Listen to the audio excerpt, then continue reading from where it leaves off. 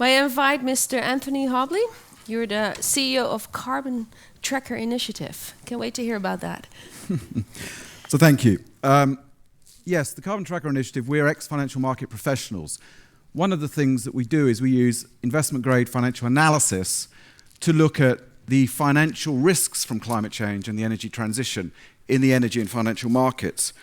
Now, one of the things I want to get across here is fossil fuel projects, oil, gas, and coal, the default is not that they are going to make you money. In fact, more and more of these projects are going to lose you money. And the financial markets, unfortunately, are not perfect. When I got in last night, a bit sort of wired, couldn't sleep, I watched that movie, The Big Short. And if you ever need evidence that humans can be incredibly stupid, even supposedly clever and well-educated humans, and they can deny what is in front of their faces, watch that movie, and many of the key reasons behind the financial crash of 2008. So, especially when the world changes, humans quite often want to deny that change. The world is changing. We are in a technology-driven, low-carbon transition.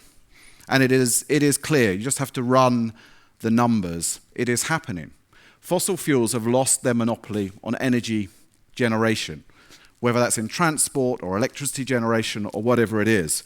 And that is only going to go in one direction.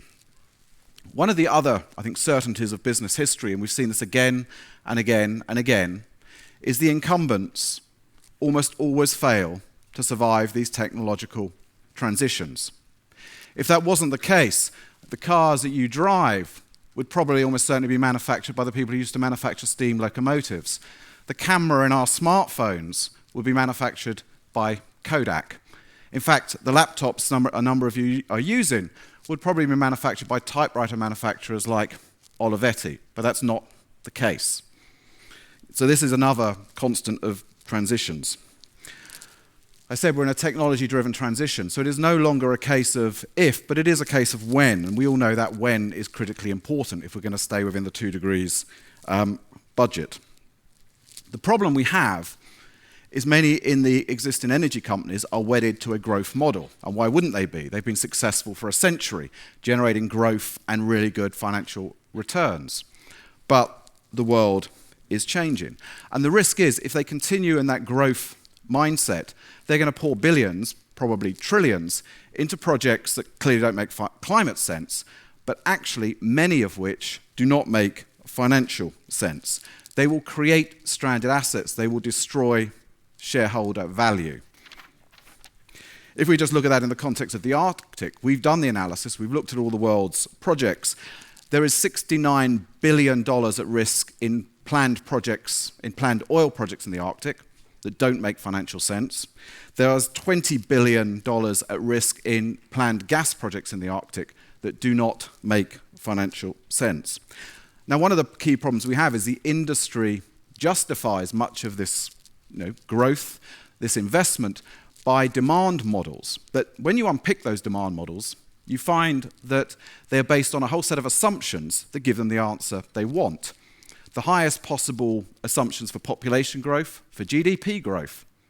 Yet at the other end of the spectrum, some of the most pessimistic assumptions for the growth of new technologies like solar and wind, electric vehicles, energy storage. The reality, as again I have said, fossil fuels have lost their monopoly on energy generation, and that is critical. I think one of the key messages here is the development of Arctic oil and gas is likely in many cases, probably not all, but in many cases, to be a bad financial investment. And that, I think, is a paradigm shift in the way that we think. Everyone's talked about the risk of new business from opening up the Arctic, but no one's really talking about the financial risks of doing that and the risks of destroying a huge amount of investment and value. This is why the report that's recently come out from the Financial Stability Board, FSB's Climate Risk Task Force, is critically important to ensure that we get the right information out to the financial markets in the right form. And one of the key things that we at Carbon Tracker have called for is that the business models of these companies and their investment plans are stress tested against objective scenarios for 2 degrees and for a low carbon transition. This, I think, will help us begin to understand those projects that we will need in the 30-year transition, but those projects that critically that we will not, particularly those in the Arctic. Just to finish, in the last 14, 13 seconds.